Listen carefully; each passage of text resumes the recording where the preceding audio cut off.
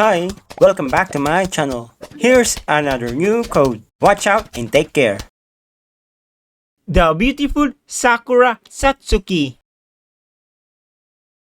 Code JUR599.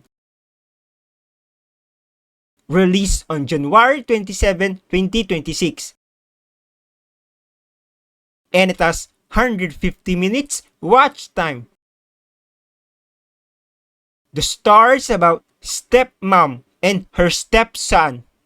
His father remarried to his homeroom tutor. After a few years, on the day of his graduation day, the girl surprised her stepson on his graduation day. Apparently, his father cannot join them because he's too busy at his work. So later that night, they went to a restaurant. They had a dinner. Afterwards, the girl had a couple of drinks. The girl got drunk. Unfortunately, the girl cannot drive her car, so the guy booked a room. However, while they are at the room, things went out of control. They spent quality time together and the wonderful story began.